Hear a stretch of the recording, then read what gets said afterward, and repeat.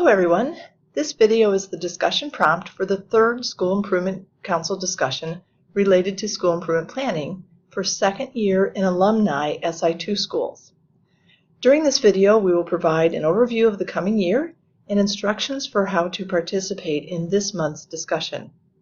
My name is Sue Reynolds and I am president of the American Student Achievement Institute. So we'll begin with that overview of the year. Remember first semester, which we're just completing, the focus of our work has been on implementation of the current school improvement plan.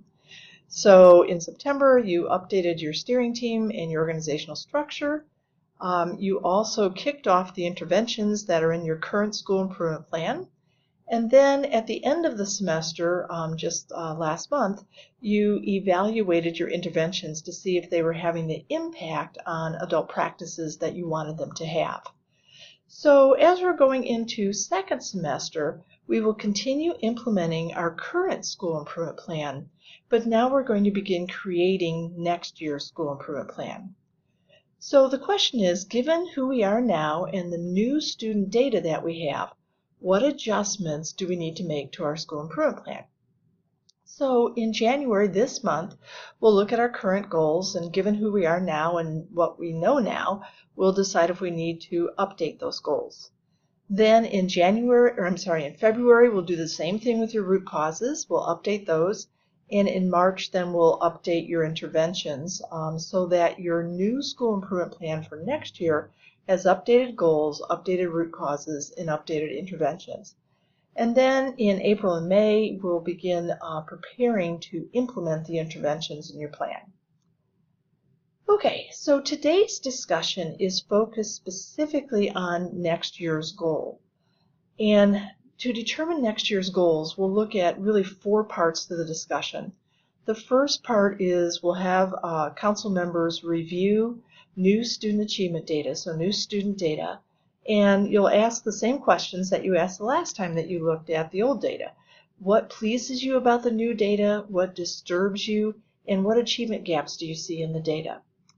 So then we'll go and have you look at the current goals that are in your current school improvement plan, and for each of those goals, we'll ask, should we keep this goal or omit it?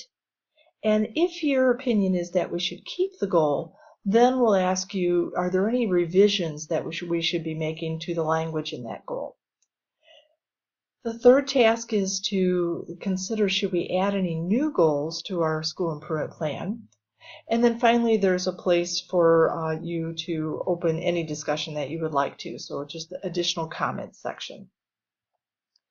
Okay, so after today's discussion, your steering team will review the discussion, they'll recommend goals for the coming year, and then they'll ask you, the advisory council, for consensus on their recommended goals. And that will give you another opportunity for discussion if you need to have more discussion about your goals for next year. Okay, so let's look at the online system and see how you'll use the online system to support your discussions. Just a reminder, it's also possible to have these discussions face-to-face, and many schools have decided to have the discussions face-to-face rather than having them online. So in the discussion page, which I know you already know how to get to this page because you're watching this video, the first task pre-discussion is to watch the video that you're watching right now. And then the second task is to review your school's achievement data. So you'll just click on this link. That will open up the achievement data report for your school. Okay, and then you'll review that data while looking at the questions, what pleases you, what disturbs you, and what achievement gaps do you see. One note here that we've put in for your consideration is that the Indiana Department of Education typically releases their state testing data, so I-STEP data and of course assessment data, in the early fall of each year. But some years that data is very late coming to the schools and then coming out publicly. So there may be a note here when you log into this page that says that the Indiana Department of Education state testing data is not yet available. That could be for a lot of different reasons that DOE has not been able to release that data to the public yet. And if you see that message, what that means is that because of the timeline of the improvement process, we're going to go ahead and create the new school improvement plan without that data. And then when that data does become available, your steering team will look at the data and determine if they need to make any recommendations about tweaking the school improvement plan so that the plan makes sense based on the new data. But there are lots of data points to look at in addition to state testing data. So we'll go ahead and create, if that message is there, we'll go ahead and create the school plan without the new data, without the new testing data, state testing data, and then we'll come back and your steering team will review your plan when that new data is available. Okay, so the steps then are to watch this video, which you're doing right now. And then here are the 4 parts of the discussion. So part 1 is to review the updated achievement data using the link that we just looked at. And then there will be other people's comments here possibly, and you need to read other people's comments and agree with those comments if you do. So let's say that Diego said, I am pleased that 97% of our 10th graders have earned 4 credits of Core 40 math. So if you are also pleased by that, you would just click agree, and you'll see that that has changed to you agree. And then if there's other data that pleases you, you'd write your own comments in that section. Okay, as I scroll down, the next question that says, as you reviewed the updated achievement data report, what disturbed you? And Diego said, I am disturbed that only 46% of our 10th graders have passed the Algebra 1 end of course assessment. And that's probably disturbing to him, my guess is, because we've noted that there's a high percentage of 10th graders that have earned credits in Core 40 math, so algebra or geometry, but there's a relatively lower percentage of 10th graders who are actually passing the math end of course assessment. So that may be something that's disturbing that this school would want to look at. So Diego has said that that disturbs him, and if you agree with that, then you would just click agree.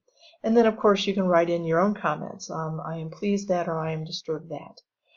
The third question in this section asks, as you look at the data, what achievement gaps, if any, did you note? And as Diego went through the data, he said that he noticed that free and reduced lunch students achieve at a lower level than their peers on almost all measures of achievement. So I could agree with that, or just don't click this if you don't agree with it, and then write in your own comments. Okay, so that's part 1.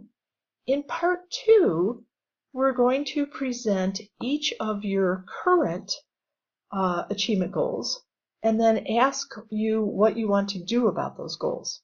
So the first goal is here. The goal is for 7th graders and all students, so that's a student group.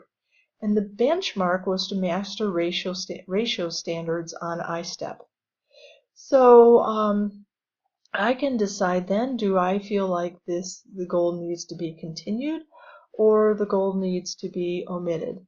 And so we can see that right now, the one person that's participating in the discussion, 100% of the people are saying, or 1 out of 1, says that that the school should continue this as a goal.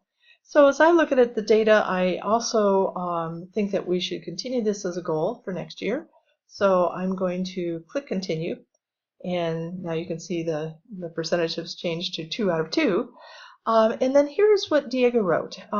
He said one revision that he thinks that we should consider is changing the data source for this goal to an in-house assessment so progress can be monitored multiple times during the school year. In other words, without using I-STEP as the assessment measure, the school only gets that data once a year. So Diego is suggesting that there be some type of in-house assessment that maybe teachers can give on an ongoing basis to make sure that the students are mastering ratios. So I can agree with Diego's statement, or I can write in an additional comment. And again, the question here is, how should we revise the language if we're going to keep this goal for next year. And it may be you like the language the way it is, and if so, there wouldn't be any revisions. Okay, so part 3 is to add new achievement goals, and want to bring your attention to the format of how to write that. So we like the statement, the goal statement, to be in this format. It would start out to increase the percentage of, and then a student group. So that student group could be all students, or free and reduced lunch students, or boys, or whoever. To increase the percentage of a student group who, and then you would put in the academic benchmark. So that benchmark might be who pass ISTEP math, or who master a specific standard, or who earn credits in a specific course. There's lots of different benchmarks that the data could point to you, could point out to you. So, okay, so here's an example. To increase the percentage of, in this case, the who is all students. So there's the student group. And then the next part is the benchmark, who do what? Who earn a B or better on the report card in English. Okay, so that's how we'd like you to write the goal statements that you're adding. So you're putting in a student group and an academic benchmark.